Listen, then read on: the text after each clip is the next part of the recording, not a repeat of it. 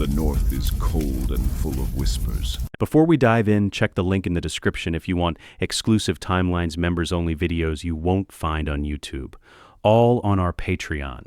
The royal procession stretches for miles. King Robert Baratheon rides at the front with Eddard Stark. Behind them, wagons, horses, hundreds of people. Jon Snow rides near the back. Away from the royal family, away from Robert, bastards don't ride with kings. Ghost trots beside his horse. The white direwolf draws stares from the southerners. They've never seen a direwolf before.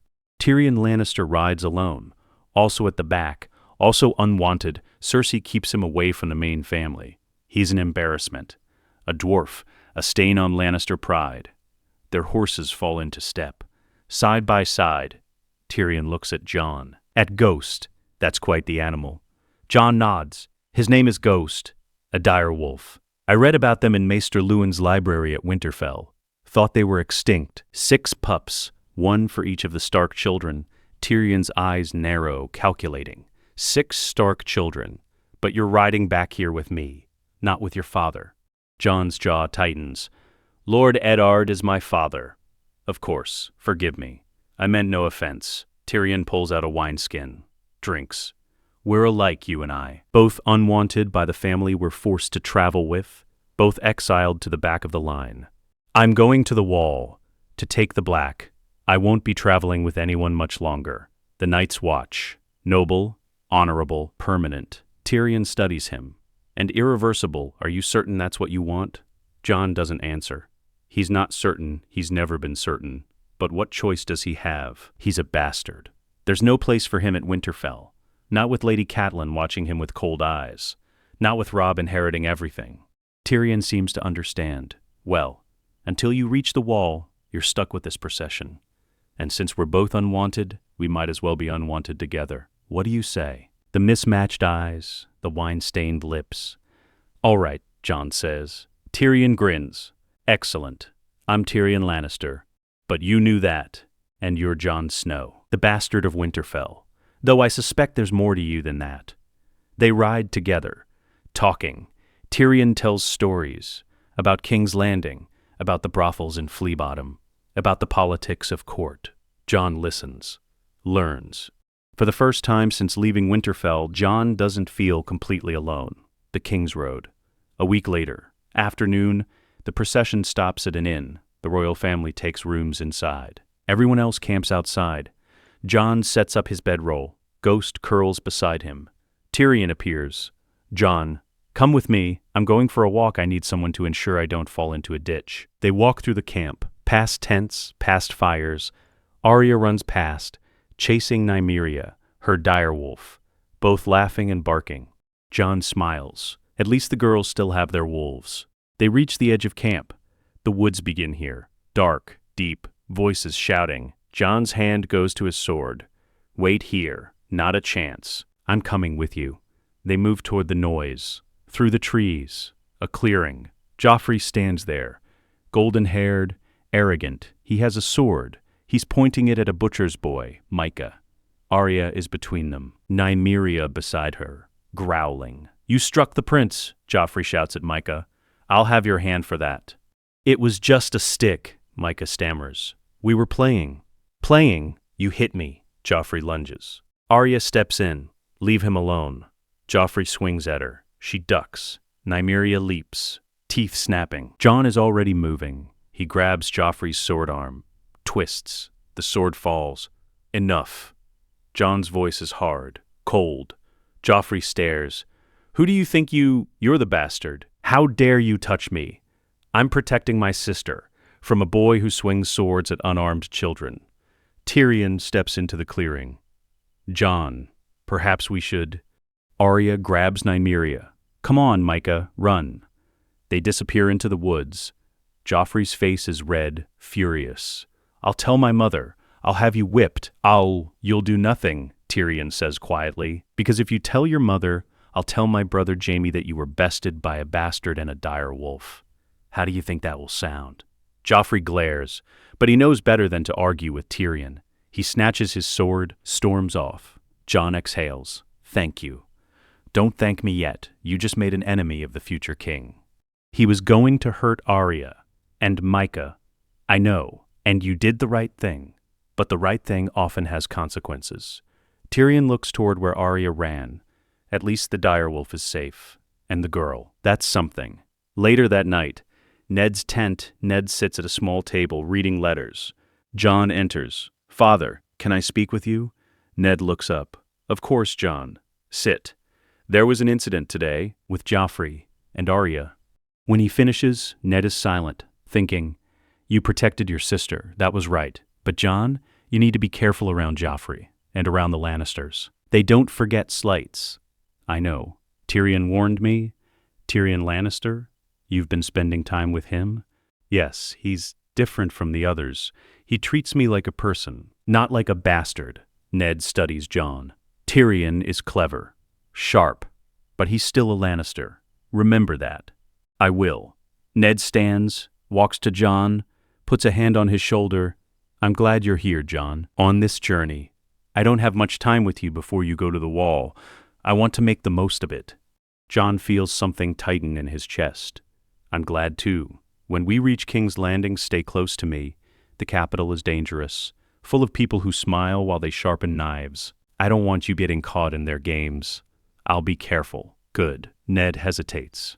Then, Jon, there's something I need to tell you about your mother, about a knock at the tent entrance. A guard. Lord Stark, the king requests your presence. Ned sighs. I'll be there. He looks at Jon. We'll talk later, I promise. Jon nods. Leaves. Outside, he wonders what Ned was about to say. About his mother, he's wondered about her his whole life. Who she was. Why Ned won't talk about her. Maybe in King's Landing he'll finally get answers. King's Landing, the Red Keep. 3 weeks later, the city is massive. 500,000 people. The smell hits Jon first. Sewage, bodies, rot. Nothing like Winterfell's clean, cold air. The Red Keep rises above it all. Red stone, towers, walls. It's beautiful and terrible at the same time. They ride through the gates, into the courtyard. King Robert dismounts. Cersei is there. Cold. Perfect. She doesn't smile. Ned dismounts. Jon stays on his horse, watching. Robert sees Jon, frowns. Ned, is that the bastard? Ned's voice is careful. This is Jon Snow, my son. I've brought him to spend time with me before he goes to the wall. I don't want questions. Of course, Your Grace. Jon feels the sting, but he's used to it. Bastards are always kept away. Tyrion appears beside Jon's horse. Welcome to King's Landing, Jon Snow, the most wretched hive of scum and villainy in Westeros. You'll love it. Jon walks through narrow streets with Tyrion, the city's underbelly. Brothels, taverns, beggars, thieves. Tyrion leads him to a tavern, the best wine in King's Landing, and by best I mean cheapest and strongest. Smoky, men drinking, women laughing. They sit. Tyrion orders wine. Jon orders water. Water? Tyrion looks offended. Jon, you're in a tavern in Flea Bottom. The water here will kill you faster than the wine. And you're not at the wall yet. Live a little. Jon hesitates, then nods. 1 cup. Tyrion grins. That's the spirit. They drink. Talk. Tyrion tells stories about the city, about the people, about the games nobles play. A commotion, shouting. Jon turns. 3 drunk men, surrounding a 4th, demanding money. Give us your purse, you rich bastard. The 4th man is well dressed. Scared. He fumbles for coins. One of the drunks pulls a knife. Jon stands. Tyrion, stay here. His hand on his sword, he reaches the group. Leave him alone. The drunks turn, laugh. And who's this? Another rich boy? I'm someone who's telling you to walk away. You think you can take all 3 of us? I don't think. I know. A voice behind the drunks. Lazy. Amused. Actually, he'll have help. A man steps out of the shadows. Sellsword, scarred face, dangerous eyes. He's holding a sword. Name's Bronn, and I don't like unfair fights, so now it's 2 against 3. Much better odds. The drunks look at Jon, at Bronn, at the swords. They run. The well-dressed man stammers thanks, hurries away. Bronn sheathes his sword, looks at Jon. You're either brave or stupid. I can't decide which. Maybe both, Jon says. Bronn grins. I like you. Buy me a drink? They return to the table. Tyrion is laughing. Jon, you continue to surprise me. And who's your new friend? Bronn, sellsword, currently between employers. Tyrion's eyes light up. Currently between employers? How fortunate. I'm looking for someone to keep me from getting robbed in this charming city. Interested? I'd pay well. Bronn looks at Tyrion. At Jon. How well? Very well. Lannister gold is the best gold. Jon realizes something. For the first time since his mother died, whoever she was, he has friends. Real friends, not because of duty or blood, but because they chose each other. It feels good. The Red Keep. Training yard. 2 weeks later, Jon swings a practice sword. Alone, early morning, the yard is empty. Your form is good, but you're telegraphing your strikes. Jon spins. A man stands there, old, white beard, white cloak, Sir Barristan Selmy, Lord Commander of the Kingsguard. Jon lowers his sword. Sir Barristan, I didn't know anyone else was here. I come early, before the others wake. It's peaceful. He walks closer. You're Jon Snow, Lord Eddard's son.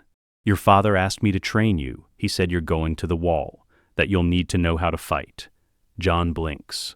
My father asked you? He did. I served with him during Robert's rebellion. He's a good man. And if he wants his son trained properly, I'll do it. Barristan picks up a practice sword. Come, show me what you know. Every strike Jon makes, Barristan deflects. Counters. Within minutes, Jon is on the ground. Barristan extends a hand, pulls Jon up. You're skilled for your age, but you fight like a knight, honorably, cleanly. The men at the wall aren't knights. They're criminals. Wildlings or worse. They'll use every dirty trick to kill you. Then how do I fight them? You learn the dirty tricks, not to use them, but to defend against them. Another voice. I can teach him the dirty tricks. Bronn walks into the yard, grinning, sword at his hip. Barristan frowns. And who are you? Bronn. Sellsword. Jon's friend. And I know every dirty trick there is. Barristan looks at Jon. You want this sellsword teaching you? Jon nods. He saved my life in Flea Bottom. I trust him. Barristan considers. Then, very well.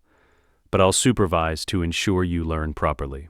For the next hour, Bronn shows Jon tricks, feints, dirty kicks, sand in the eyes. Barristan corrects, refines. At one point, Bronn trips Jon. Jon falls hard. Bronn offers a hand, pulls him up. That's the thing about fighting dirty, my lord. It works. All three of them laugh. From a balcony above, Ned watches. He sees Jon laughing with Barristan and Bronn. Training. Learning. Happy. For the first time since bringing Jon to King's Landing, Ned smiles. Jon deserves this. Deserves friends. Deserves to be more than just a bastard. Ned just wishes it could last longer. The Red Keep. Ned's solar. That evening, Ned sits at his desk. Ledgers spread before him. Numbers, expenses. The Crown's finances are a disaster. He finds something strange. Payments to a smith. Tobho Mott. Large payments. For what? A note in Jon Arryn's handwriting. Circled. The seed is strong. Ned frowns. What does that mean? A knock? Jon enters. Father, you wanted to see me? Yes. Sit. Ned closes the ledgers. How are your lessons with Sir Barristan going? Well, he's an incredible swordsman, and Bronn is teaching me things I never would have learned at Winterfell. Good. I'm glad you're learning. The wall will be dangerous. Ned pauses. Jon, I need to ask you something. Have you seen Arya today? Not since this morning. Why? She's supposed to be with Septa Mordain, but the Septa says she disappeared hours ago. She probably slipped away to explore. That's what worries me. The Red Keep has dungeons, secret passages, dangerous places. I don't want her getting lost. I'll find her. Where should I look? Try the kitchens first. She loves the lemon cakes there. Jon nods, stands, leaves. He searches. The kitchens, the godswood, the training yard. No Arya. He's about to give up when he hears something. Voices, echoing, coming from a grate in the floor. He kneels, looks down. Dungeons below, he opens the grate, climbs down. Stone stairs, leading deeper into the Red Keep's belly, he descends. The voices get louder, two men, speaking in low tones. The wolf and the lion will tear each other apart. And the dragon will rise from the ashes. Jon freezes. Dragon? What dragon? He peeks around a corner. 2 men, one fat, bald, perfumed. Illyrio Mopatis. Jon has seen him at court. The other is thinner. Bald also. Varys, the master of whisperers. The boy is growing suspicious, Varys says. The hand, he's investigating. Let him investigate. By the time he understands, it will be too late. And the heir, the boy they call legitimate? He's no more legitimate than a bastard. The seed is strong, my friend, but not in that family. They move away. Their voices fade. Jon stays hidden, processing. The seed is strong. The same phrase from Jon Arryn's notes. The heir, they're talking about Joffrey, saying he's not legitimate. And the dragon, what dragon? A sound behind him. Jon spins. Arya stands there, eyes wide, Nymeria beside her. Jon, what are you doing down here? Looking for you. What are you doing down here? Chasing cats. Syrio said I need to be quick. She holds up a scrawny black cat. I caught 3 today. Arya, did you hear those men talking? Men? What men? Never mind. Come on. Father is worried. We need to get back. They climb the stairs, back into the Red Keep proper, but Jon's mind is racing. The wolf and the lion, Stark and Lannister, tearing each other apart. And Joffrey, not legitimate. He needs to tell Ned. Now. Ned's solar. An hour later, Jon and Arya stand before Ned. Jon explains everything he heard. Ned's face goes pale. You're certain that's what they said? The heir is not legitimate? Yes. And they mentioned Jon Arryn. Said he was investigating. Ned stands, paces. Jon Arryn died investigating something. Robert said it was a sudden illness. But now, Arya speaks up. What does it mean that Joffrey isn't legitimate? Ned kneels, looks at Arya. It means something very dangerous is happening in this city, and I need both of you to be very careful. Arya, no more chasing cats in the dungeons. Understood? Go to your room and take Nymeria with you. Arya leaves. Ned looks at Jon. Thank you for telling me this. It confirms what I've been suspecting. What have you been suspecting? Ned goes to his desk, pulls out the ledgers. Jon Arryn was investigating Robert's bastards. He visited them, documented them. Every single one has black hair, black eyes, Baratheon traits. And Joffrey, golden hair, green eyes, Lannister traits, same with Tommen and Myrcella. I think they're Jaime Lannisters, Cersei's twin brother. Incest. Yes. And treason. If Robert finds out, he'll kill them, all of them. Ned nods grimly, which is why we need to be careful. I need proof, solid proof. Then I'll tell Robert. But first I need to protect you and your sisters. What do you mean? I mean I'm sending Sansa and Arya home, back to Winterfell, where they'll be safe. And me? With me. Because there's something else I need to tell you. About your mother. About who you really are. Jon's heart pounds. Who am I? He requires your immediate presence. Ned curses under his breath. I'll be there, he looks at Jon. We'll talk tonight, I promise. Stay in the Red Keep. Don't go anywhere, and don't tell anyone what we discussed. I won't. His mind's spinning.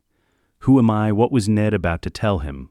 He has a feeling everything is about to change. The Red Keep. Ned's chambers. Late that night, Ned sits at his desk, writing letters. 2 ravens will fly tomorrow. 1 to Winterfell, telling Catelyn to prepare for the girl's return. 1 to Stannis Baratheon at Dragonstone, warning him, telling him the truth about Joffrey.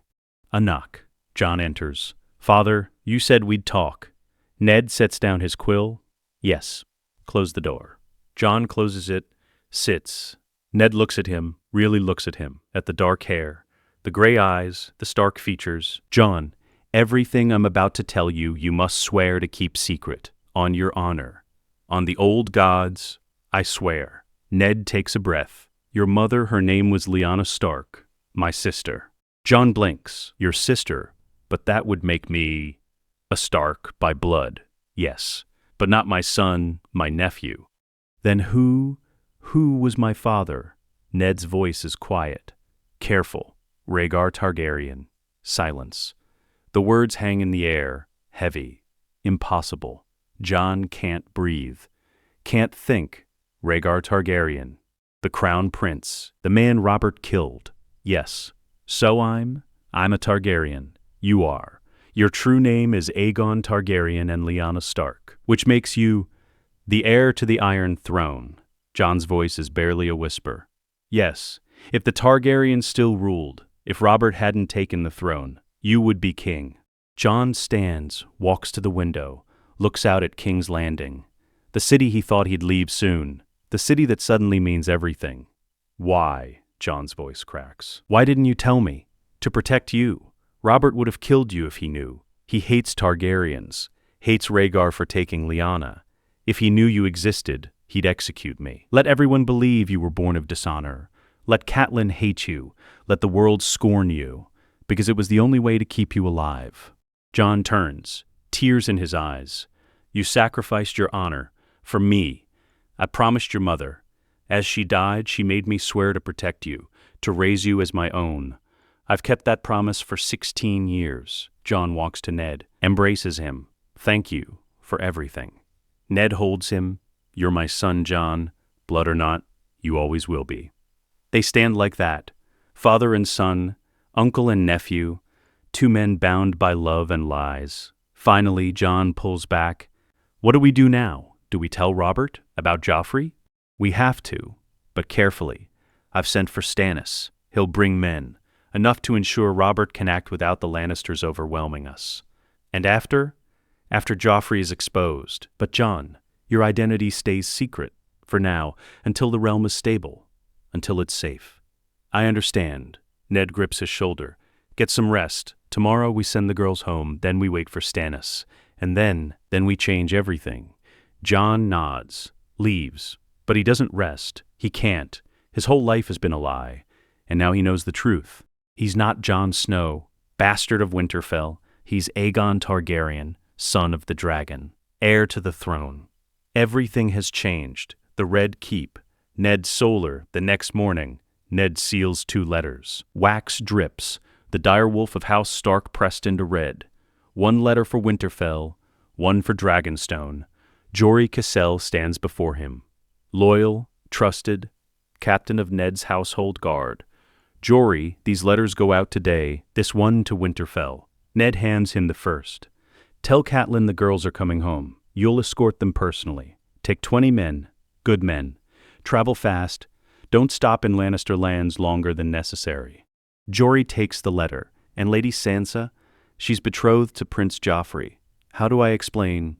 Tell her Bran needs her, that he's not recovering well. It's not a lie. He's still unconscious, still broken, and it will spare her the truth until she's safely home. And Lady Arya? Arya will be easier. She hates it here anyway. Ned almost smiles. Almost. Tell them to be ready to leave tomorrow at dawn. Yes, my lord. Jory hesitates. And the second letter? Ned hands him the sealed parchment. This goes to Stannis Baratheon at Dragonstone. It's urgent. The raven leaves within the hour. Jory looks at the seal, knows better than to ask what's inside. It will be done. When Jory leaves, Ned sits alone. The weight of everything pressing down, Jon Arryn discovered the truth and died for it. Now Ned knows, and he's gambling everything on Stannis arriving with enough men to keep Robert safe when the truth comes out. But what if Stannis doesn't come in time? What if Robert goes hunting again and doesn't return? What if... A knock. Jon enters. Father, you wanted to see me? Jon does. Sits. Ned studies his face. The nephew he raised as a son. The boy who's really a prince. The secret that could tear the realm apart. The girls leave tomorrow. Jory will take them north. 20 men as escort. Jon nods. Good. They'll be safer at Winterfell. Yes. But Jon, you're staying here. With me. Because there's more we need to discuss. About Joffrey, about what happens after Robert knows the truth, about what it means for you. Ned leans forward. If Joffrey is exposed as a bastard, Robert has no legitimate heir. The succession falls to Stannis. But Jon, you're Rhaegar's son. By law, by blood, you have a claim, a stronger claim than anyone. I don't want the throne. I know, but want doesn't matter. Not in this. The realm needs stability. And your existence, if it becomes known, could destabilize everything. Or it could unite people. I don't know yet, so what do I do? For now, nothing. We keep your identity secret. We wait for Stannis. We help Robert expose the Lannisters. And then Ned's voice drops. Then we see what the realm needs, and we decide together. Jon absorbs this. You said I have a choice. You do. Always. But Jon, you need to understand something. Choices have consequences. If you claim your birthright, you'll spend the rest of your life fighting to keep it. If you refuse it, someone else will take the throne. Someone who might not be worthy. What would you do if you were me? Ned is silent for a long moment. I would do my duty, whatever that duty turns out to be, even if it cost me everything I wanted. But Robert asked, and Ned came, because it was his duty. Then I'll do the same. When the time comes, I'll choose duty. Ned grips his shoulder. That's all I can ask. The Red Keep. A forge in the city. That afternoon, Ned walks through the streets of King's Landing, Jon beside him, Jory and 2 guards following at a distance. They reach a smithy. Sign above the door, Tobo Mott, Master Armorer. Inside, the heat hits them, forge fires burning, the sound of hammering. Tobo Mott approaches, bald, wealthy, wearing fine clothes for a smith. Lord Hand, an honor, how may I serve you? I'm looking for someone. A boy, one of your apprentices. Jon Arryn visited him. I'd like to know why. Tobo's face shifts, guarded. I have several apprentices, my lord. One in particular, the one Jon Arryn paid you gold to keep safe. Tobo swallows, nods. Gendry, he's in the back, working on a helm. I'll fetch him. He disappears, returns moments later with a boy, 16, maybe 17. Strong, black hair, blue eyes, a face Ned recognizes, Robert's face. Younger, stronger, but unmistakably Robert's. Gendry, Ned says. I'm Eddard Stark, Hand of the King. This is my son, Jon. Gendry wipes his hands on his apron. My lord, what do you want with me? To talk about who you are, and who your father was. Gendry stiffens. I don't have a father. My mother died when I was young. Master Mott took me in. Your mother had black hair, didn't she? And you inherited it, along with your strength, your build, your face. I don't understand. Ned steps closer, gentle, careful. Gendry, your father is King Robert Baratheon. You're his son, his bastard, yes. But his blood, and that makes you valuable, dangerous. The king? That's not possible. My mother was nobody, just a tavern girl. And Robert visited many taverns, fathered many bastards. You're one of them, Jon Arryn knew. He paid Tobo Mott to keep you here, to keep you safe. Safe from what? Jon speaks up. From people who want Robert's bastards dead. People who see you as a threat to their power. Gendry looks between them. Are you here to kill me? No. Ned says firmly. I'm here to protect you, the same way Jon Arryn did. But it's not safe for you to stay in King's Landing, not after what I'm about to do. Expose the Queen's children as bastards. And when that happens, the Lannisters will come for anyone with Baratheon blood. Anyone who could threaten their power. Gendry backs away. I don't want any part of this. I'm just a smith. I just want to work. Make helmets. Live my life. I understand. But your blood makes that impossible. So I'm giving you a choice. Come with us. Let us protect you. Or stay here and hope the Lannisters don't find you when everything falls apart. The Master Smith nods. Go with them, boy. Lord Stark is right. You're not safe here. Gendry's shoulders slump. Do I have time to pack? Pack what you can carry. We leave within the hour. Jon looks at Ned. Where are we taking him? The Red Keep. For now, somewhere we can watch over him. And when the girls leave tomorrow, Gendry goes with them. North, to Winterfell, where Cersei can't reach him. Jon nods. He looks like Robert. Anyone who sees him will know. Yes, which is why we're keeping him hidden until he's far from this city. Gendry returns. A small pack over his shoulder. His bullhorned helmet in his hands, the one he was working on. They leave the forge, walk back toward the Red Keep.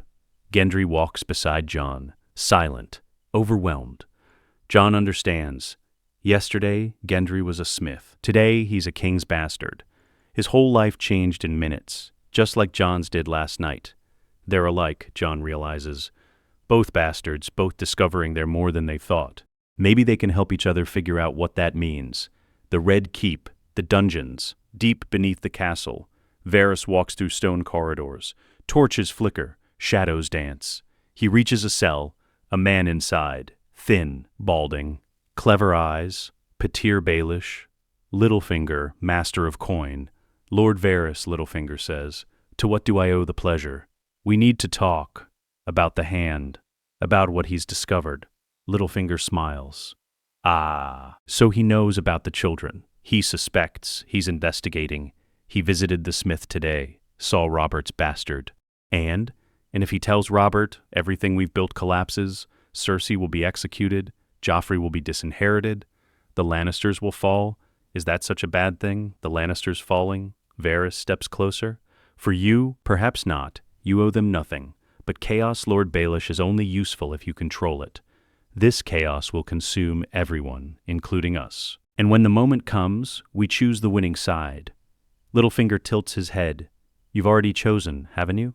You've chosen the dragon, across the narrow sea. For now, the throne is Robert's, and Robert's will is Ned Stark's.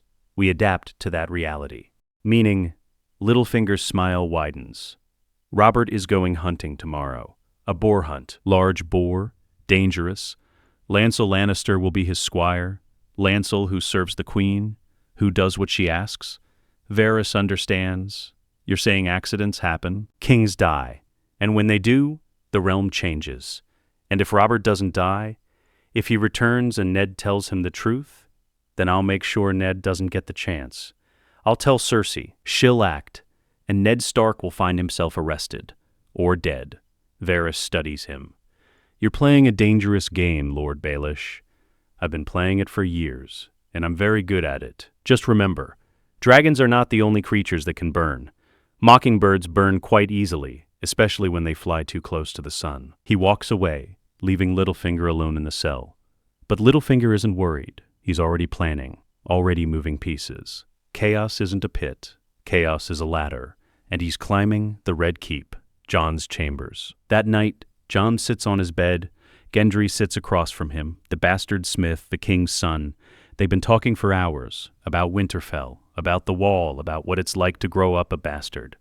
It's strange, Gendry says. Yesterday I was nobody. Today I'm the king's son. But I don't feel different. I'm still just me. I know the feeling, Jon says quietly. Gendry looks at him. You? But you're Lord Stark's son. You're... Not yet. Ned said to keep it quiet. Except what?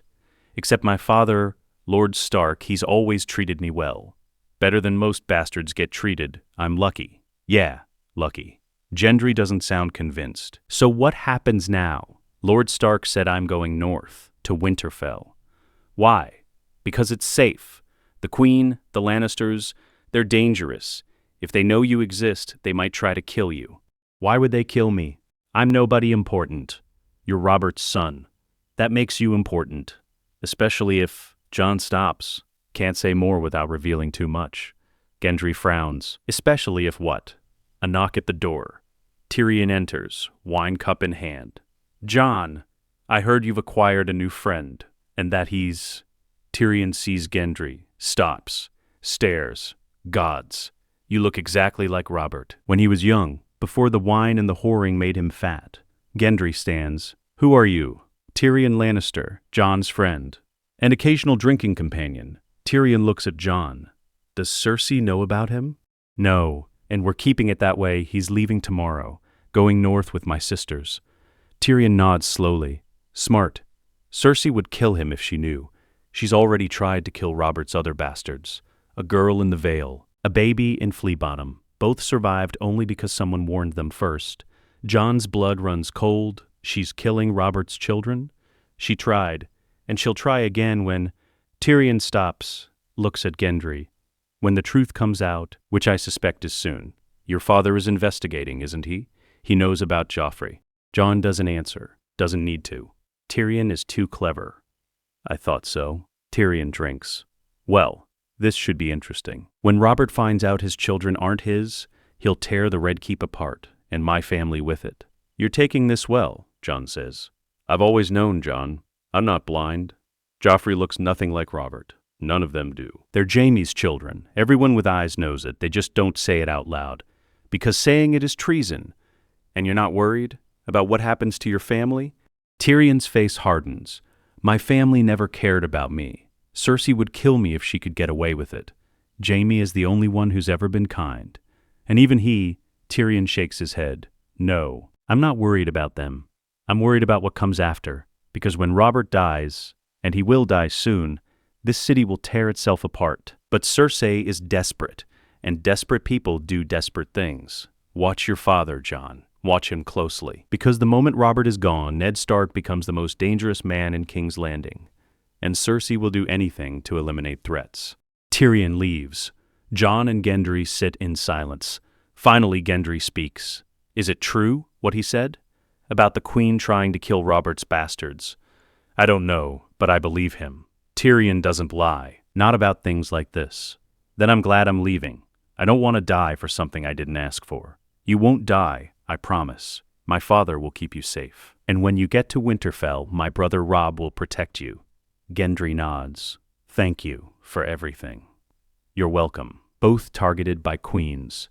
Both trying to survive in a world that wants them dead. At least they have each other, for now. The Kingswood, the next day. Afternoon, King Robert rides through the forest. A hunting party surrounds him. Ned is there.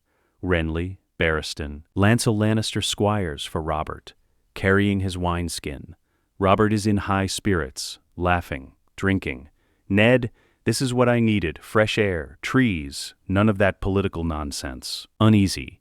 He wanted Robert to stay in the city, to hear what Ned discovered, but Robert insisted on hunting. Your Grace, Ned says carefully, when we return, there's something important we need to discuss. Later, Ned, today we hunt. Tomorrow we'll deal with whatever boring matter you've found. Ned doesn't push, but he watches Lancel, the young squire, Cersei's cousin, the one pouring Robert's wine. Something about the way Lancel moves. Nervous. Too careful. Your Grace, perhaps you should drink less. The boar we're tracking is large. Dangerous. Robert waves him off. I've killed 100 boars. I can handle one more. He drinks again. Deep. The wine is strong. Too strong. Hours pass. They track the boar. Find it. Massive. Tusks like swords. Robert dismounts. Takes his spear. This one's mine. The boar charges. Robert plants his feet. Thrusts the spear. But he's drunk. Too drunk, the spear glances off the boar's shoulder. Doesn't penetrate deep enough. The boar keeps coming. Slams into Robert. Tusks ripping into his stomach. Robert screams. Falls. Your Grace, Barristan is off his horse. Running, he drives his sword into the boar's neck. Kills it. But Robert is on the ground. Blood everywhere. His stomach opened. Ned dismounts. Runs to Robert. Get the maester. Now. Renly rides hard. Back toward the Red Keep. Barristan kneels beside Robert. Tries to stop the bleeding. But there's too much. The wound is too deep. Robert's eyes find Ned. Ned, the wine, it was too strong. Ned looks at Lancel. The squire is pale, shaking. Ned grabs him. What did you give him? What was in the wine? I just... The Queen, she said. What? Yes, she told me to make it stronger. 3 times the normal strength. She said the king needed to be brave for the hunt. Ned's blood runs cold. Cersei, she planned this. She wanted Robert drunk. Wanted him vulnerable. You killed him, Ned says. You killed your king. We need to get him back to the Red Keep. There's a chance. Robert's voice is weak. I'm dying, Ned. We both know it. The maesters can't fix this. Robert coughs. Blood on his lips. Ned, listen. I'm making you protector of the realm. Until my heir comes of age. Your Grace, write it now. I want it witnessed. Barristan, you're a witness. Barristan nods. Yes, Your Grace. Ned pulls out parchment. A quill, ink. Writes quickly. I, Robert of House Baratheon, first of his name, do hereby name Eddard Stark, Lord of Winterfell and Hand of the King, to serve as Lord Regent and Protector of the realm until my lawful heir comes of age. He shows it to Robert. Is this your will? And Barristan, you witness it. Ned signs. Barristan signs. Robert's breathing is shallow now. Ned, the boy, Joffrey, he's not mine, is he? Ned freezes. Your Grace, how did you... I'm not blind. I've known. For years. But I didn't want to believe it. Didn't want to admit. He coughs again. More blood. Tell him. Tell Joffrey he's not king. Stannis is. Stannis is the true heir. I will. I'll tell everyone, I promise. Robert's eyes close. Good. That's good. His voice is barely a whisper now. Lyanna, I'm sorry I failed you. His breathing stops. King Robert Baratheon is dead. Ned sits back, stunned, grief washing over him, his friend, his king. Gone. Barristan stands. My lord, we need to return to the city, immediately, before the queen learns what happened. Because when she hears Robert is dead, she'll crown Joffrey, and she'll kill anyone who stands in her way. Ned looks at the letter, at Robert's signature, at Barristan's witness mark. Then we stop her. We take this letter to the council, we show them Robert's will, and we arrest Cersei for murder. But Ned knows. Everything is about to fall apart. The war Robert feared. The chaos. It's coming. And Ned is right in the middle of it. The Red Keep. Throne room. That evening. Joffrey beside her. The boy king. Golden-haired. Arrogant. The court is assembled. Lords, ladies. Lannister guards everywhere. Ned enters. Barristan beside him. They carry Robert's body, wrapped in his Baratheon cloak. Cersei stands. Lord Stark. What happened? Robert is dead, killed by a boar. But the wound was preventable if he hadn't been so drunk. My husband enjoyed his wine. Everyone knows that. He enjoyed wine, not wine 3 times stronger than normal, not wine given to him deliberately to impair his judgment. What are you suggesting? Ned pulls out the letter. I'm suggesting you planned this. You had Lancel poison Robert's wine so he would be too drunk to fight properly, so the boar would kill him. That's absurd. How dare you accuse... Lancel confessed. He told us everything, about you ordering him to strengthen the wine, about your plan to make Robert vulnerable. The court gasps, murmurs, shock rippling through. Joffrey steps forward. You lie. My mother would never... My father just died, and Robert was not your father. You're Jaime Lannister's son, born of incest, a bastard with no claim to the throne. The court erupts, voices shouting, denials, accusations. Cersei's voice cuts through. Silence! She looks at Ned. You have no proof, just wild accusations from a grieving hand. Ned holds up the letter. I have Robert's will, written in his own hand, witnessed by Ser Barristan Selmy. It names me Lord Regent and Protector of the Realm, until the lawful heir comes of age, and it confirms that Stannis Baratheon, Robert's brother, is that heir. Then read, she tears it apart. This letter is a forgery. Robert was delirious. Dying, he didn't know what he was signing. All eyes turned to Barristan, the legendary knight, the paragon of honor. Barristan steps forward. It's true. King Robert dictated those words. He signed it. I witnessed it. And he declared with his dying breath that Joffrey is not his son, that Stannis is the true heir. Guards, arrest them. Lannister guards move forward, swords drawn, but then gold cloaks enter. City watch, led by Jory Castle. Hold, Jory shouts. The city watch stands with Lord Stark. Anyone who moves against the hand will answer to us. Cersei looks around.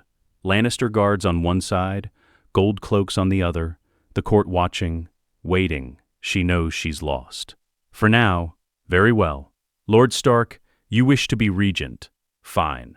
We'll let the council decide. Tomorrow, when cooler heads prevail, there's nothing to decide. Robert's will is torn apart, as you can see. Cersei smiles, cold, cruel.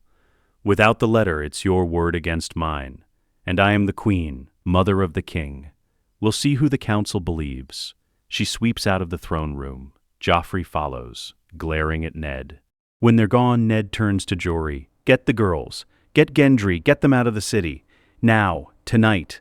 Don't wait for dawn. My lord, now, Jory. Cersei will come for them. For anyone I care about.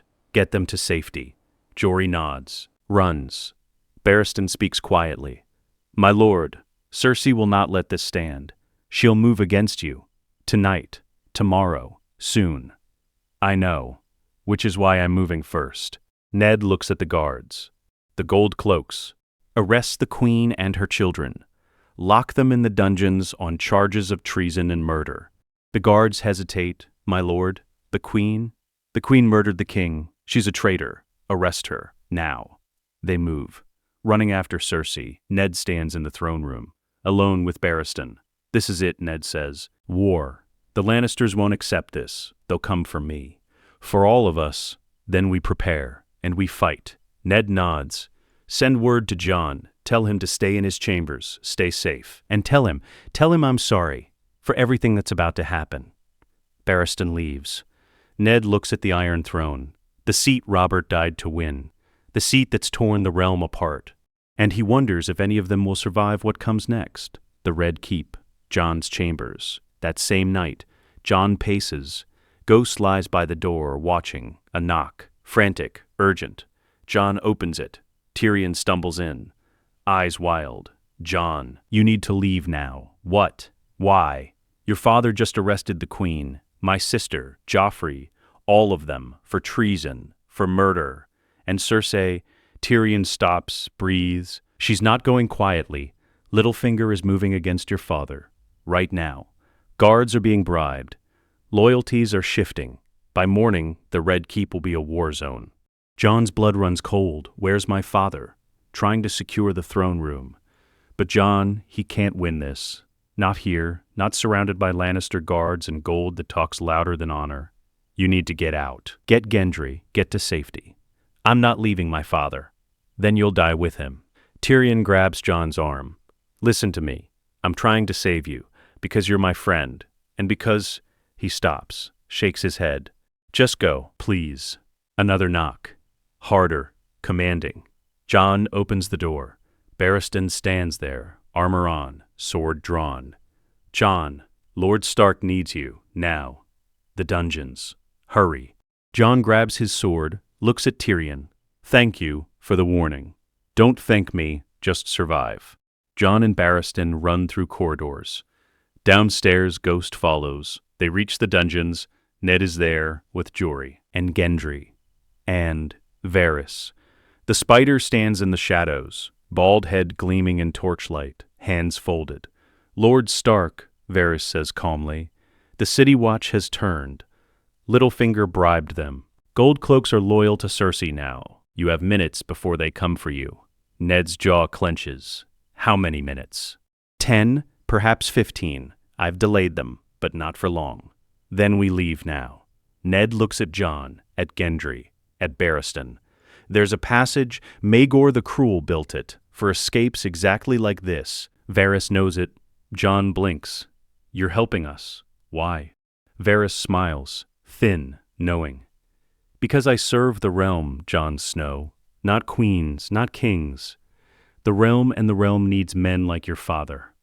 Men like you. So yes, I'm helping you escape." "Where does this passage lead?" Barristan asks. "To the Blackwater Rush. There's a boat waiting, small, fast. It will take you downriver, away from the city, away from Lannister eyes." Ned grips Varys' shoulder. "Thank you. Don't thank me yet. You're not safe until you're far from this city." Varys walks to a wall, presses a stone. A section of wall grinds open, darkness beyond. "Follow this tunnel, it descends. Stay quiet. The walls have ears. At the end, you'll find the dragon mosaic chamber. From there, stairs lead to the water." They enter the passage, single file, Varys leading. Torches flickering. The tunnel is narrow, low ceiling. Ned has to duck. They walk for what feels like hours, but is probably minutes. Behind them, distant, shouts. Steel on steel. The gold cloaks have reached the dungeons. "Hurry," Varys whispers. "They'll figure out where you went, eventually." They descend, deeper. The air grows damp, cold. The smell of water. A chamber opens before them, mosaic on the floor.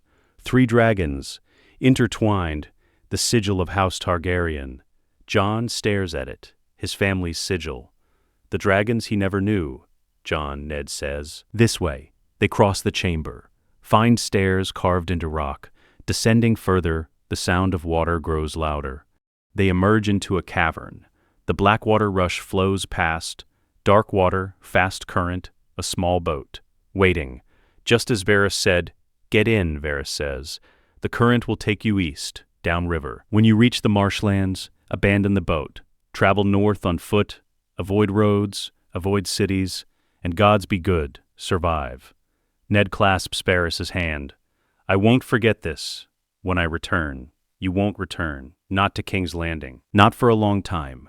This city belongs to the Lannisters now. You must build your strength elsewhere, in the north, with allies. And when the time comes, Varys looks at Jon. When the time comes, you'll take it back, all of it. They climb into the boat. Ned, Jon, Gendry, Barristan, Jory, Ghost. Varys unties the rope, pushes them into the current. The boat drifts, away from the Red Keep, away from the city, into darkness. Jon looks back, sees Varys standing on the shore, watching. Then the spider disappears into shadow, and they're alone, on the water. Fugitives. Father, Jon says quietly, what do we do now? Ned rose, strong, steady. We survive, we reach the north, and we prepare for war. Because Cersei won't stop. She'll hunt us. She'll come for everyone I love, but she'll have to go through the entire north to get to us. And the north remembers. The Blackwater rush. Hours later. Dawn approaching. They've been rowing in shifts, east, following the current, avoiding patrols. The sky lightens, pink and orange. A new day. Gendry speaks, first time in hours. Lord Stark, what happens to me when we reach the north? Ned stops rowing, looks at him. What do you want to happen? I want to live. I don't want to be hunted. I don't want to be a pawn in someone's game. Then you won't be. I'm taking you to Winterfell. You'll be safe there, protected. And when this is over, when the war is done, you'll have choices, more than you've ever had. Choices like what? Ned glances at Jon. Then back to Gendry. Choices about who you are, what you become. You're Robert's son. That means something, or it could mean nothing. It's up to you. And Jon, what about him? Jon tenses. Does Gendry suspect? Does he know? But Gendry just says, he's Lord Stark's son, a bastard like me. What happens to him? Ned's voice is careful. Jon's path is his own, but like you, he'll have choices, and he'll make them when the time is right. Barristan speaks from the back of the boat. My lord, we're approaching the marshlands. We should beach the boat soon. They row toward shore, thick reeds, muddy banks, the smell of rot. They drag the boat onto land. Abandon it. Begin walking north. Jory leads. He knows these lands. The swamps south of King's Landing, dangerous, full of disease and bandits, but safer than the roads where Lannister patrols hunt for them. Days pass. They walk, sleep in mud, eat what they can hunt. Ghost catches rabbits. They roast them over small fires. Gendry and Jon walk together, talking, bonding. You're not like other highborn, Gendry says. You don't act like you're better than me. I'm a bastard, same as you.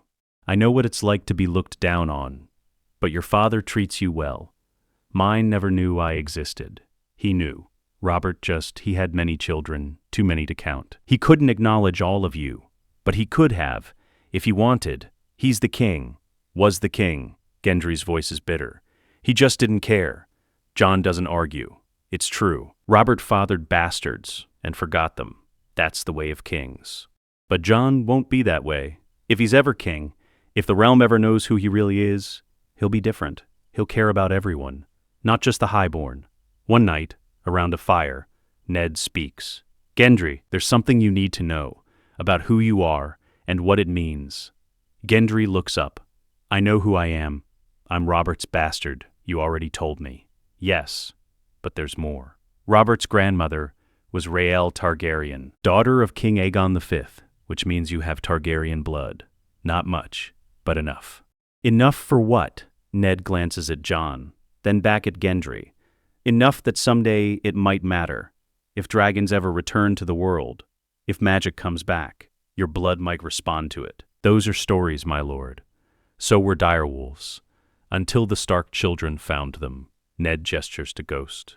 The world is changing, Gendry. Old powers are waking. And blood, true blood, it means more than you think.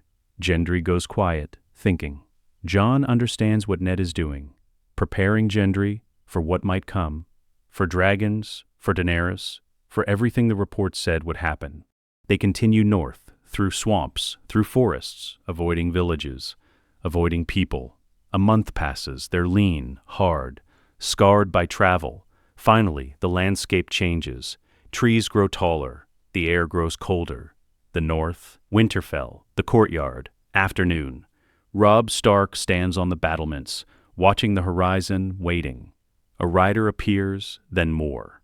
Northern banners, the dire wolf of Stark. Open the gates, Robb shouts. The gates grind open. The riders enter, and behind them, on foot, exhausted, dirty, alive. Ned Stark Robb runs down, embraces his father. Father, gods, we thought the ravens from King's Landing said you were arrested, executed. We called the banners. We were preparing to march. I'm alive, Robb, thanks to Varys, and to Jon, and to loyal men who risked everything. Ned pulls back, looks around. Where's your mother, your brothers and sisters? They've been waiting for you. Ned's eyes well up. Thank the gods. Catelyn appears. Running from the keep, she sees Ned, stops, then runs again, crashes into him, sobbing. Ned, Ned, I thought I'd lost you. I'm here. I'm safe. She pulls back, sees Jon. Her face hardens, just for a moment, then softens. Jon, thank you. For protecting him, for bringing him home. Catelyn thanked him. For the first time in his life, Catelyn thanked him. You're welcome, my lady. Sansa and Arya appear, both running, both shouting, Father. Jon, they embrace, all of them, the Stark family reunited, except Bran, still broken, still sleeping. And Rickon, just a boy. Confused by everything, Ned looks at Robb. Call the lords, every bannerman, every house sworn to Stark. I need them here at Winterfell, within the week. Why? What's happening? War. Robb. The Lannisters have taken King's Landing. Cersei has crowned Joffrey, and they've declared me a traitor, which means they've declared war on the North. Then we'll give them war. Yes, but first, there's something you need to know. About Jon, about who he really is, and about what that means for all of us. The Great Hall, Winterfell, that evening. The Northern Lords assemble. Great Jon Umber, Roose Bolton, Rickard Karstark, Wyman Manderly, the Blackfish, Edmure Tully, all the great houses of the North and Riverlands. Ned stands before them, Jon beside him, Robb on his other side. My lords, Ned says, his voice carries, strong. You've heard the news from King's Landing. Robert Baratheon is dead, murdered by his queen. Cersei Lannister has crowned her bastard son Joffrey, and she's declared me a traitor for opposing her. The lords murmur, angry, outraged. But there's more you need to know about the succession, about who should sit the Iron Throne. He gestures to Jon.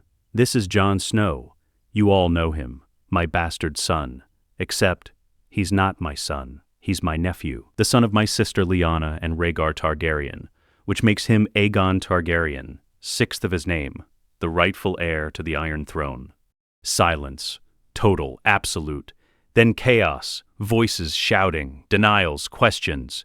Impossible! The Targaryen line is dead. This is madness. The Great Jon stands. Lord Stark, you're asking us to believe that you've been hiding a Targaryen prince for 16 years? That this boy is... I'm asking you to believe the truth. Jon is Lyanna's son. Born at the Tower of Joy, I claimed him as mine to protect him from Robert, from anyone who would kill him for his blood. But the truth stands, he is Aegon Targaryen, and he has the strongest claim to the throne. Wyman Manderly speaks, heavy, calculating. If this is true, if Jon is truly Rhaegar's son, then why reveal it now?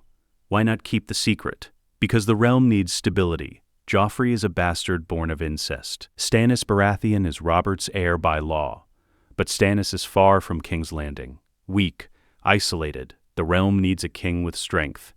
With legitimacy, with support. Jon has all three. And what does the boy say? The Blackfish asks. Does he want the throne? All eyes turn to Jon. Jon steps forward, heart-pounding. I didn't ask for this. I didn't ask to be born a Targaryen. I wanted to go to the Wall, to serve the Night's Watch, to have a simple life. But that's not possible anymore. The Lannisters hunt me, they hunt my family, they hunt anyone loyal to my father. So I have a choice. Hide, run, or fight. I choose to fight, and if that means claiming my birthright, then I'll do it. Not for power, not for glory, but because the realm needs someone who will stand against tyrants, against madness, against the corruption that's poisoned King's Landing. The lords are silent, weighing, judging. Then the Great Jon stands. draws his sword. I'll follow no southern king. The north has bled for the south, been betrayed by the south. If we're going to war, we fight for one of our own. He kneels. Jon Stark, Robb Stark, I don't care which, but a Stark, a northerner, king in the north. Other lords stand, drawing swords, kneeling, king in the north, king in the north. But Ned raises his hand. No, listen to me. If the north declares independence, we fight alone, against the Lannisters, against the Reach, against the Stormlands. We'll be crushed. Then what do you propose? Roose Bolton asks. Quiet, cold, an alliance. With the Tyrells, with Dorne, with the Vale, with anyone who opposes the Lannisters. And to make that alliance, we need legitimacy. We need Jon crowned as king, not king in the north, king of the Seven Kingdoms, with our support. The great Jon frowns. And how do we get the Tyrells? The Reach supported Renly. Then the Lannisters. Why would they support a Targaryen? Because we offer them what they want. A marriage. Jon and Margaery Tyrell. Unite the dragon and the rose. Give them a queen. Give us their armies. Murmurs. Calculations. Wyman Manderley nods slowly. It could work. The Tyrells are ambitious. They want power. A Targaryen king with a Tyrell queen? That's power. And Dorne? Edmure asks. They hate the Lannisters, but they also hate the Targaryens. For what happened to Elia Martell? We give them justice. We promise to punish those responsible. Tywin, the Mountain, everyone who had a hand in Elia's death. And we offer them a place on the small council. Respect. Recognition. The lords talk among themselves, debating, arguing. Finally, the Blackfish speaks. I'll support this. Jon has Stark blood, Tully blood through Lyanna, and if he's truly Rhaegar's son, he has the best claim. We support him. We crown him. And we take back the Seven Kingdoms. One by one, the lords agree, not all happily, but they agree. Ned looks at Jon. Are you ready for this? Once we start, there's no going back. Jon nods. I'm ready. Then we send ravens. To Highgarden, to Dorne, to Dragonstone. We tell them Aegon Targaryen lives. And we prepare for war. Riverrun, the war camp. 2 months later, Jon stands in a command tent, maps spread before him, Robb beside him, Ned, the Blackfish, Edmure, Northern and Riverlands lords. They've been preparing, gathering armies, forging alliances. The North has sent 20,000 men, the Riverlands 10,000. House Frey, convinced by a marriage pact between Bran and a Frey granddaughter, sent 4,000. Total, 34,000 men. Not enough, not against the Lannisters. But then, ravens arrive, from Highgarden. From Dorne, the Tyrells agree. Margaery will marry Jon. In exchange, 80,000 Tyrell soldiers join the cause. Dorne agrees. Oberyn Martell will bring 20,000 Dornishmen. In exchange, justice for Elia, and a seat on the small council. Jon reads the letters, feels the weight of them. He's going to marry a woman he's never met. Lead armies into battle, fight for a throne he never wanted. But it's his duty, and he'll do it. When do we march? Robb asks. Soon, Ned says. But first, the wedding and the coronation. We need Jon crowned before we march on King's Landing. We need legitimacy. Where? Jon asks. Harrenhal, it's central, large enough for all our armies, and symbolic, the seat where Aegon the Conqueror united the kingdoms. They send ravens, coordinate, plan. In 3 weeks, the armies will gather at Harrenhal, and Jon Snow will become Jon Targaryen, king of the Seven Kingdoms. Whether he's ready or not, Harrenhal, the Great Hall. 3 weeks later, the hall is massive, burnt, blackened by dragon fire from centuries ago, but still standing. Armies camp outside. 80,000 Tyrells, 20,000 Dornish, 34,000 Northern and Riverlands. All gathered, all waiting. Inside the hall, the wedding, Jon stands at the altar, wearing black and red, Targaryen colors, a dragon embroidered on his chest. Margaery Tyrell walks toward him, beautiful, poised, golden hair. A rose in every sense. She reaches him, smiles. My lord, or should I say, your grace. Jon is fine, for now, from this day until the end of my days. They're wed. The crowd cheers. Margaery leans close, whispers, I know this is political, but I'll try to make it more than that, if you'll let me. Jon looks at her, sees kindness in her eyes. I'd like that. The feast follows, lords drinking, eating, celebrating. But Jon's mind is elsewhere, on what comes after. The coronation, the war, a commotion, outside, horns blowing. Ned appears, urgent. Jon, you need to come, now. They rush outside, to the fields where dragons, no, not dragons, but ships, on the horizon, approaching Harrenhal by river, and on the lead ship, a banner, red, three-headed dragon, Daenerys Targaryen has arrived. The docks, Harrenhal. An hour later, the ships land. Daenerys disembarks, silver hair, purple eyes, regal, beautiful, dangerous. Behind her, Jorah Mormont. Ser Barristan? No. He's with Jon's party. Wait, there are two Barristan Selmies? No. Jon's Barristan steps forward, yields. Your Grace, I thought you were still in Essos. Daenerys looks down. Ser Barristan, so you survived King's Landing. I'm glad. I serve your family, Your Grace. I serve the true Targaryens. Daenerys looks past him, at Jon. And this is my nephew, Aegon, son of my brother Rhaegar, or Jon Stark, or I'm still figuring out who I am. Daenerys studies him. You look like him, like Rhaegar, the eyes, the hair. You're definitely his son. And you're my aunt, which makes this strange. She laughs. It does, but we're Targaryens. Strange is our tradition. She walks closer. Varys sent me word about your claim, about the North supporting you, about the alliances you've built. I didn't want any of this, but the realm needs. I know. I didn't want it either. I wanted to conquer Westeros, take what was mine by fire and blood. But Varys convinced me that working together is better than tearing the realm apart. She extends her hand. So, allies? Jon takes it. Allies. Good, because I brought gifts. 3 of them, large, scaly, fire-breathing. Jon's eyes widen. Dragons, dragons. The fields outside Harrenhal the next morning. Jon walks across scorched grass, thousands watching from a distance. Lords, soldiers, all keeping back. Afraid, 3 dragons stand before him, massive, wings spread, eyes like fire. Drogon, black, red eyes, the largest, Daenerys' mount. Rhaegal, green, bronze, named for Jon's father. Viserion, cream and gold, beautiful, deadly. Daenerys stands beside Jon, calm. They won't hurt you, not if you're truly Targaryen. And if I'm not, looks at him, golden eyes meeting gray. The dragon lowers its head, sniffs Jon, hot breath washing over him.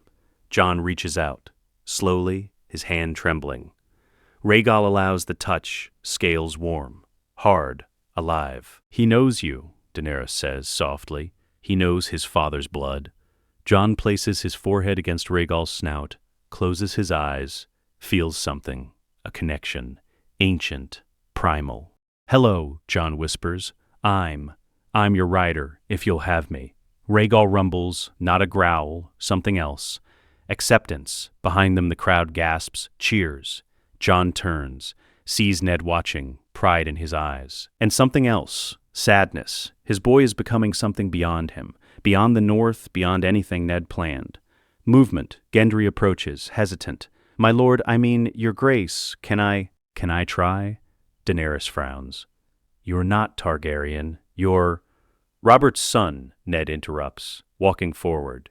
But Robert's grandmother was Rhael Targaryen, daughter of Aegon V. Gendry has Targaryen blood. Not much, but some.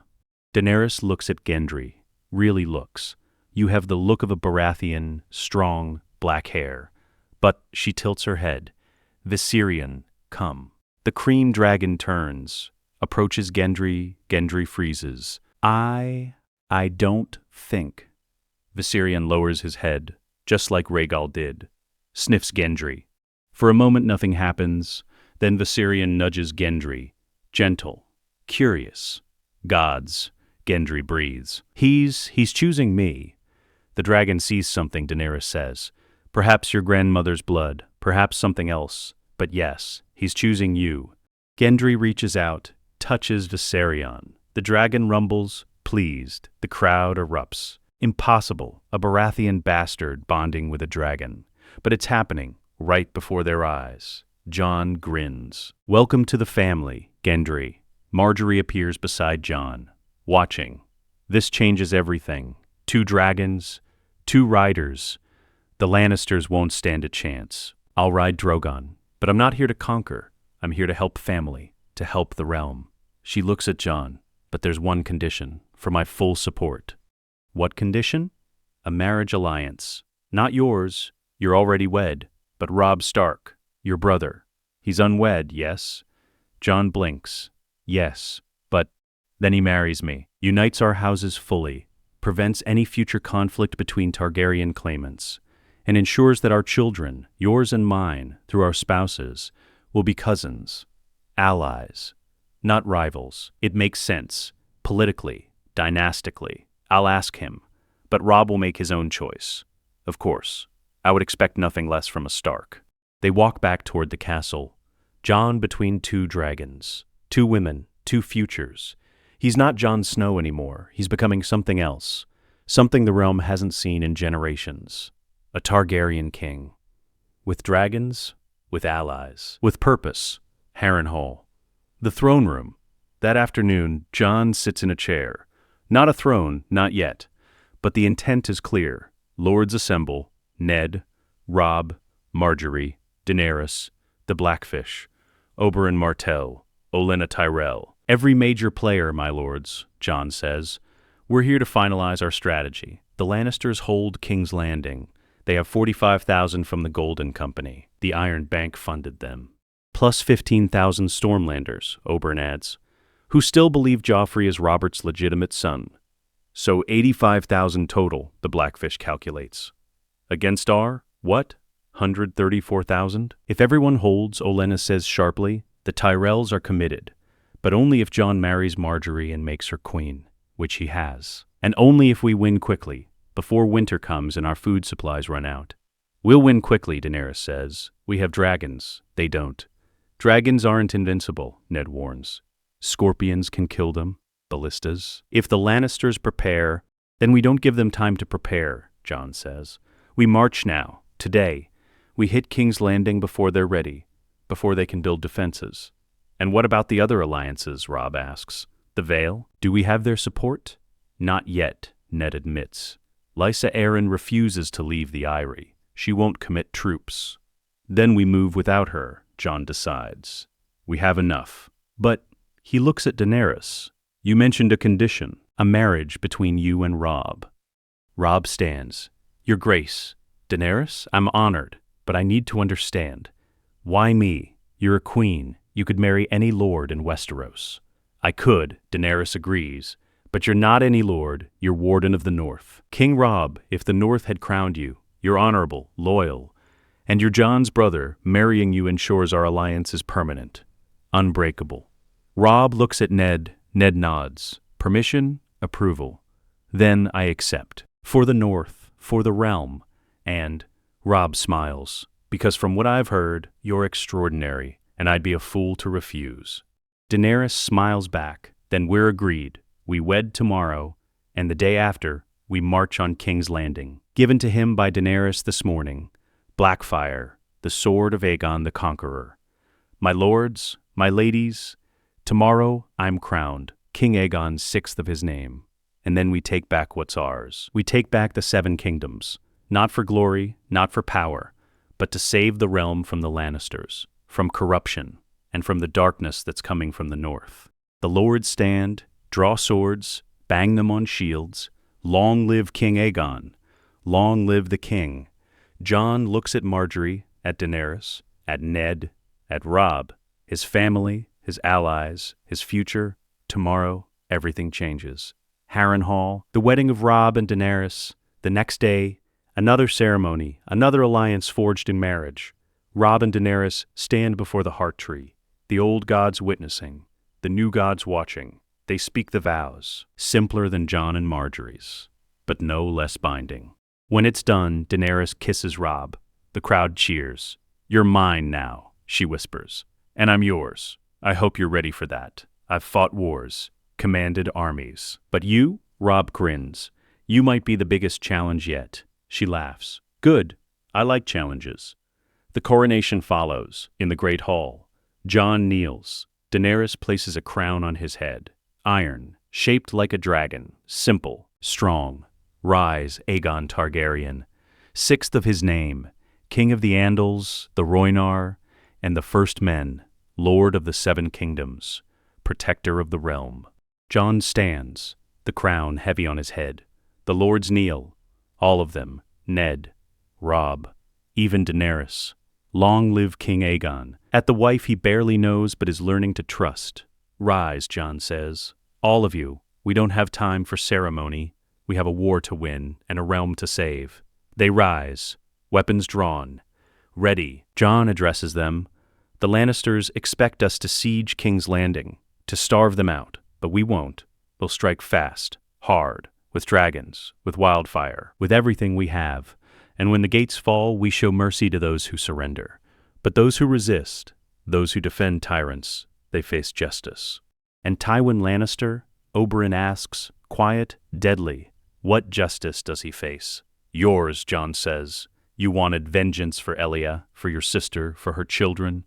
When we take King's Landing, Tywin is yours. Do with him as you see fit. Oberyn smiles.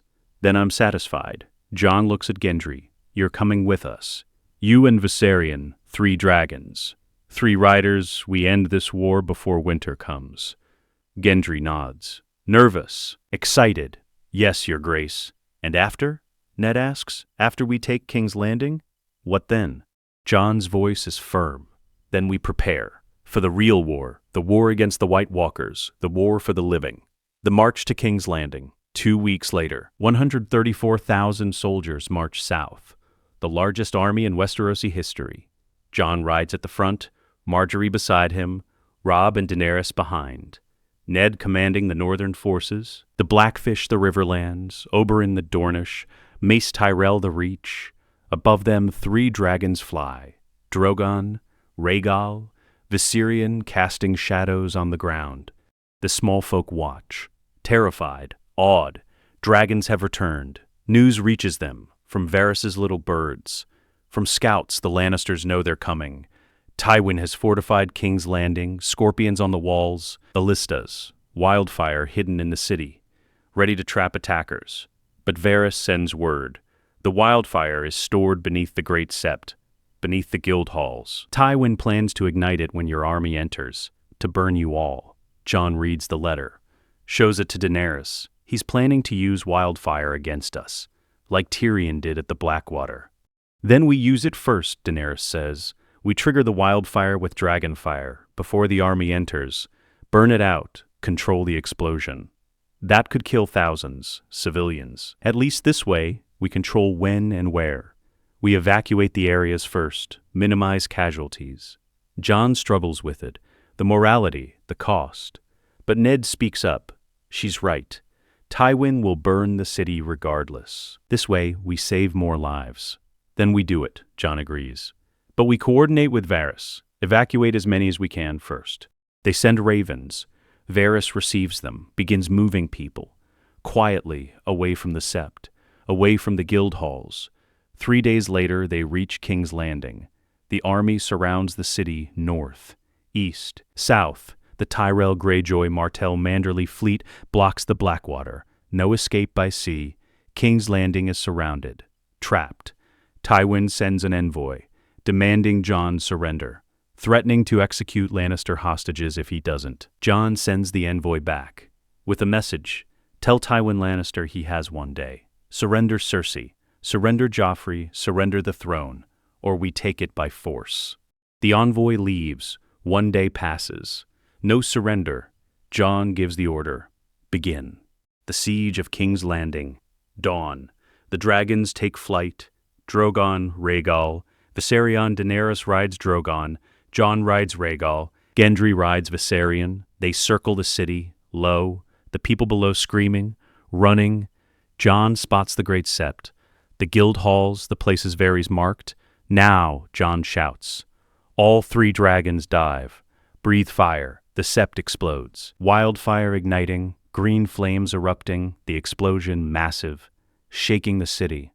The Guildhall's next. More wildfire, more green fire. The flames spread, but controlled. Away from the residential districts, away from the innocent. Tywin's trap is sprung early by his enemies. The wildfire that was meant to kill Jon's army is burning out harmlessly. The fleet attacks, ships ramming the harbor, Greyjoy reavers storming the docks, Martell's spearmen following. The land army charges, Northmen at the Mud Gate, Riverlanders at the Dragon Gate, Reachmen at the Lion Gate. The dragons strafe the walls, burning scorpions before they can fire, burning ballistas, clearing the way. Lannister soldiers break, run. The gates open from inside. Varys' little birds, turning locks, lowering bars. The army floods in, street by street, house by house. Jon lands Rhaegal in the Red Keep courtyard, dismounts, sword drawn. Lannister guards attack. Jon fights, black fire cutting through armor, through shields, through men. Robb is beside him, dark sister in hand, the Valyrian steel sword Mance found beyond the wall. Given to Daenerys, given by her to Robb. Together they fight to the throne room. Inside, Tywin sits on the Iron Throne, Jaime beside him, Cersei, Joffrey, the Mountain. Targaryen, Tywin says. Cold, controlled. You've destroyed half the city, killed thousands. Is this the king you claim to be? I saved thousands, Jon counters, from the wildfire you planned to use. Varys told me everything. Like you, like your father before you. My father was the greatest king Westeros never had. Yours, Robert, died drunk, gored by a boar because your daughter murdered him. Cersei lunges forward. How dare you? Enough. Jon's voice echoes. You've lost. Surrender. Face trial or die here. Tywin stands. I am Tywin Lannister. I do not surrender. Charges, but Oberyn is faster. Appearing from the side, spear thrusting, the Mountain and Oberyn duel. Brutal. Fast, the Viper versus the monster. Oberyn is quicker, smarter. His spear finds gaps in the Mountain's armor, poison on the tip. The Mountain falls, dying, screaming. Oberyn doesn't wait. He turns. Faces Tywin. You gave the order to kill Elia, to kill her children. Now you face justice. Tywin draws his sword, but he's old, slow. Oberyn's spear takes him through the chest. Clean, precise. Tywin falls, dead before he hits the ground. Jaime steps forward, sword raised, but he's surrounded. Northmen, Dornishmen, unsullied. Yield, Robb says. There's no honor in dying for them. Jaime looks at Cersei, at Joffrey, then at his sword. He drops it. I yield. Kill them all. But the Lannister guards don't move. They're surrounded, outnumbered. Defeated, Joffrey tries to run, but Jon is there, sword at the boy's throat. On your knees, Joffrey kneels, crying. Please, I'm the king. You're a bastard, born of incest. You have no claim, no crown, no throne. Jon looks at Cersei. You murdered Robert. You crowned a bastard. You tried to burn this city. You're guilty of treason, of murder, of crimes against the realm. And what will you do? Cersei asks, defiant. Kill me? Kill my children? Make yourself a kinslayer? I'm not a kinslayer. You're not my kin. You're a traitor, and traitors face justice. He nods to the guards. Take them, the dungeons, all of them. They'll face trial. Cersei, Joffrey, Myrcella, Tommen, all arrested, led away. Jaime remains, on his knees. Jon looks at him. You saved King's Landing once, killed the Mad King to stop him from burning the city. For that, I'm sparing your life, but you'll take the black. Go to the wall, serve the Night's Watch, help defend the realm against what's coming. Jaime nods. Thank you, Your Grace. Looks at the Iron Throne, the seat forged from the swords of Aegon's enemies, the seat his ancestor created, the seat he's fought for. He walks toward it, slowly. Margaery appears beside him, takes his hand. Together, long live King Aegon, long live Queen Margaery. Jon looks at Ned, at Robb, at Daenerys, at everyone who helped him get here. The war is won, but our work is just beginning. We have a realm to rebuild, and a greater threat to prepare for, the trials, the Red Keep. 3 days later, Cersei stands before Jon. The court assembled, lords, ladies, witnesses. Cersei Lannister, you stand accused of treason, of murdering King Robert, of crowning a bastard born of incest. How do you answer? I regret nothing, Cersei says. Cold, proud. I did what was necessary to protect my children, to protect my power. Then you're guilty. The sentence is death. Cersei doesn't flinch. Do it yourself, boy king, if you have the stomach. Jon stands, draws black fire. I do. He swings. Clean. Quick! Cersei's head falls. Joffrey is next, screaming, begging. But the sentence is the same. Death. Jon doesn't execute him. Can't bring himself to kill a child, even a monster. Instead, Oberyn does it. For Elia, for her children. Myrcella and Tommen are spared. Sent to Casterly Rock. Under Tyrion's care. Stripped of Lannister name. Given to the faith. To live as wards the realm watches. Justice is done, the guilty punished, the innocent spared. Jon has proven himself, not cruel, not mad, but just. A king worth following, the small council formed. Jon sits at the head of the table, Marjorie beside him. Daenerys Targaryen, I name you Hand of the King. Daenerys stands. I'm honored, but I think there's someone better suited. Someone who knows the North, the Riverlands, someone the lords trust. She looks at Robb. Robb Stark, my husband, I pass the role to you, if you'll take it. Robb stands. I will, for the realm. Ser Barristan Selmy, Lord Commander of the Kingsguard. Barristan kneels. I accept your grace. I will serve you as I should have served your father. Lord Varys, Master of Whisperers.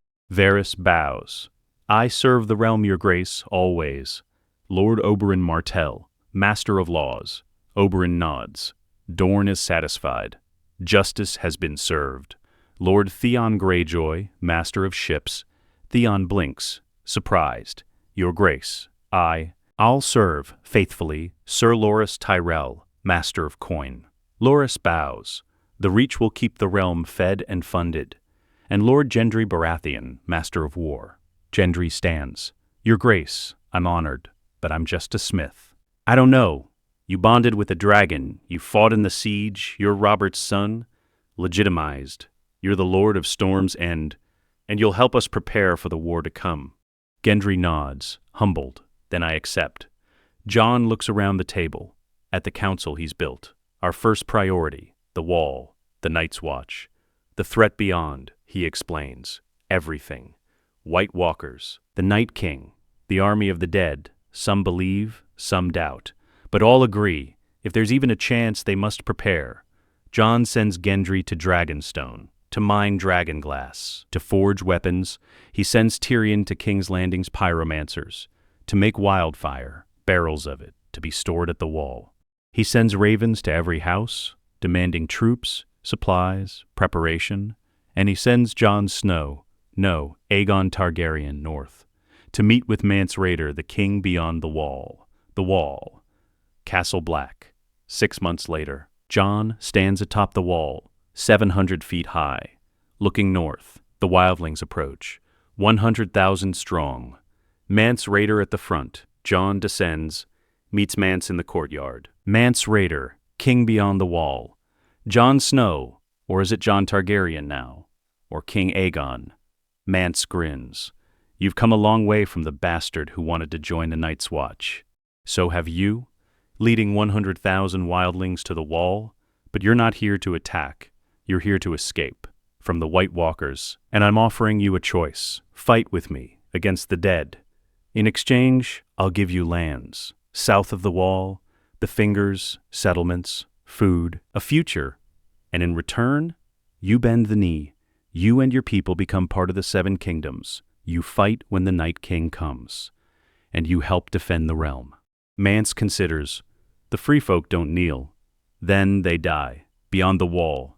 When winter comes, when the dead come, you know I'm right. Mance is silent. Then I'll kneel, not because I want to, but because my people deserve to live, to have a future. He kneels. I, Mance Rayder, king beyond the wall, swear fealty to King Aegon Targaryen, 6th of his name, and pledge the free folk to his service. Jon helps him up. Rise, Warden of the Fingers. You'll govern your people, keep them safe, and when the time comes, you'll fight beside us. Mance nods. There's something else, something I found beyond the wall, years ago, in a cave under a weirwood tree. He pulls out a sword, Valyrian steel, slender, elegant. Jon recognizes it from the histories. Dark Sister, the sword of Visenya Targaryen. I've carried it for years, but it's not mine. It belongs to your family, to the dragons. Jon takes it, feels the weight, the balance. Perfect. He gives it to Daenerys later. She gives it to Robb, a wedding gift, a symbol of their union. The preparations continue. For 5 years, dragonglass mined, weapons forged, wildfire produced, the wall repaired, castles rebuilt, defenses strengthened. 200,000 troops gathered, the largest force ever assembled, all to defend against the dead. And then, the scouts report. The Night King is marching. The army of the dead. 100,000 whites. Giants, mammoths, White Walker generals. The long night is coming. The wall, the battle. 5 years after Jon's coronation, Jon stands on the wall, Robb beside him, Ned, Barristan, every warrior of renown. Below, the army assembles, 30,000 Northmen, 8,000 Unsullied, 24,000 Vale forces, 20,000 Dornish, 80,000 Tyrell, 4,000 Iron Islanders, 15,000 Riverlands, former Lannister forces under Tyrion. Total, over 200,000 soldiers. The Night King appears, on a dead horse, his generals beside him, the whites behind. The battle begins. Whites charge the wall, climbing, piling on each other, mountains of dead flesh. Giants attack the gates, battering rams of bone and ice. Jon gives the order, light the wall.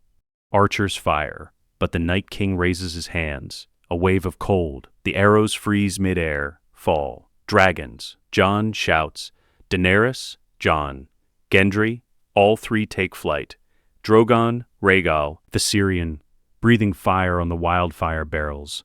The wall explodes, green flames cascading down. Whites burning, thousands dead in seconds. But the Night King fights back. Ice spears, thrown with supernatural strength. One catches Viserion's wing, freezes it solid. Gendry tries to control the descent, but the dragon can't fly with one wing. They crash, south of the wall, hard. Gendry survives, Viserion grounded but alive. The gate breaks. Giants smashing through, whites flood in, the shield wall holds. Northmen and Unsullied, spears thrusting. Dragonglass tips killing whites. Viserion burns from the ground. Fire support, keeping whites back. But there are too many, the gate breach widens. Jon lands Rhaegal, dismounts. Form up. The Knights of the Dawn. We end this now. 14 warriors assemble. Valyrian steel and dragonglass weapons. Jon with black fire. Robb with Dark Sister. Ned with ice. Jorah with Longclaw. Randall Tarly with Heartsbane. Loras. Barristan. Mance. Tormund. Blackfish. Sandor. Oberyn. Theon. Bronn. Daenerys circles above on Drogon, breathing fire, creating a ring, trapping the Night King and his 12 generals, isolating them from the White Army. The 14 heroes charge. The duel begins. Heroes versus White Walkers, steel clashing against ice, fire against cold. Randall Tarly falls, a walker's blade through his chest. The Blackfish next, fighting 3 at once, overwhelmed. Mance dies defending Tormund, heroic, defiant. Barristan saves Jon from a walker's strike, takes the blow himself, falls. Theon faces his walker, remembers Winterfell, remembers his failures, dies brave, redeemed. But the heroes fight on, killing walkers, shattering them. Jon faces the Night King, one-on-one. The Night King is faster, stronger, ancient. Jon is young, desperate, fighting for everyone he loves. They duel, Jon giving everything. But it's not enough. The Night King disarms him, black fire flying away. Jon falls. The Night King raises his ice spear, aims for Jon's heart. Ned screams, no. He charges. Ice raised, deflects the spear. The Night King turns, slashes, catches Ned across the shoulder. deep. Ned drops ice. The Night King raises the spear again to finish Ned. Jon crawls, grabs ice, stands, swings with everything he has. The blade catches the Night King's throat. Between armor plates, the Night King shatters. Ice shards exploding, the whites collapse. All of them like puppets with cut strings. The White Walkers shatter. All 13. Silence. The battle is over. The living have won. But Jon doesn't celebrate. He runs to Ned. Ned is on the ground, the Night King's spear through his abdomen, exit wound in his back. Blood everywhere. Father Jon kneels, Robb beside him. Ned's eyes find them. My sons. Don't speak, Jon says. Tears streaming. Maester, we need. No. Ned's voice is weak. It's done. I'm done. No. You can't. Listen. Ned coughs, blood on his lips. You are both my sons. Blood doesn't matter. Love matters. And I love you both. Robb is crying. We know, Father, we know. Rule justly. Rule with honor. The North remembers. The realm remembers. Ned's eyes close. Promise me. We promise, Jon and Robb say together. Ned exhales. One last time. Then stillness. Eddard Stark, Warden of the North, Hand of the King, Father, hero, is dead. Jon holds him, sobbing, Robb beside him. Both broken, Daenerys lands, dismounts, holds Robb, letting him grieve. The army approaches, sees Ned's body, sees Jon's grief. They kneel, all of them, 200,000 soldiers. Jon stands, tears still falling. He raises his voice. Ned Stark gave his life for the living, for all of you, for the realm. He was the Warden of the North, the man who saved us all. The army roars. The Warden! The Warden! The Warden! Jon looks at Robb, at the body of the man who raised them. We won, Jon says quietly. But gods, the cost. Winterfell, the crypts. 3 weeks later, Ned Stark is laid to rest beside his father, his brother, his sister Lyanna. The entire realm mourns. Every lord, every lady, every soldier who fought. Jon speaks. Eddard Stark was not my father by blood, but he was my father in every way that mattered. He raised me, protected me, loved me, and he died saving me. Saving all of us. I will never forget that. The realm will never forget that. Robb speaks.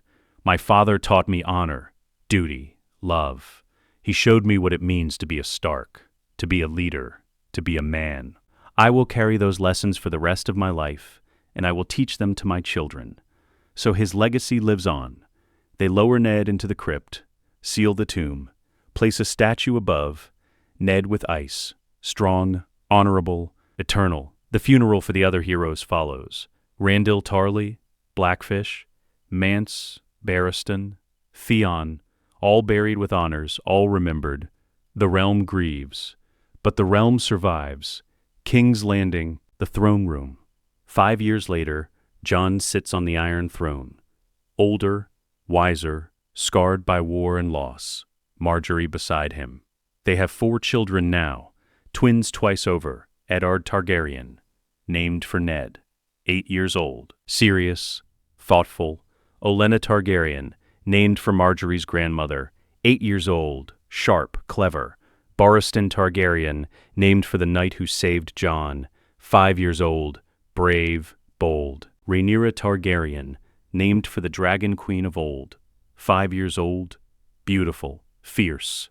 Robb and Daenerys enter, their children with them. Visenya Stark, 7 years old, silver-haired. Dragon's daughter, Cregan Stark, 5 years old, dark-haired. Wolf's son. The children play together. Cousins, friends, future. Jon watches them. They'll never know the world we saved. They'll grow up in peace, in safety. Robb nods. That's what Ned wanted, what he died for, and we'll make sure his sacrifice wasn't in vain. Marjorie speaks. Eddard and Visenya, they're betrothed, yes? Yes, Daenerys confirms. When they come of age, unite the houses fully. Targaryen and Stark, dragon and wolf. Jon smiles. The realm is at peace. The wall is manned. The wildlings are settled. The dead are defeated. We've rebuilt. We've healed. And the future? Robb asks. Jon looks at his children, at his brother's children, at the realm they've built.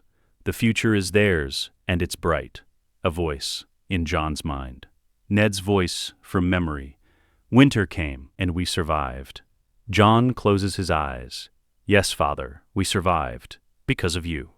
The realm prospers. King Aegon VI rules justly, with honor, with the lessons Ned taught him, and though Ned Stark is gone, his legacy endures. In Jon, in Robb, in their children, in the realm they saved, the pack survived. Just like Ned always said it would. Let us know what you'd like to see next.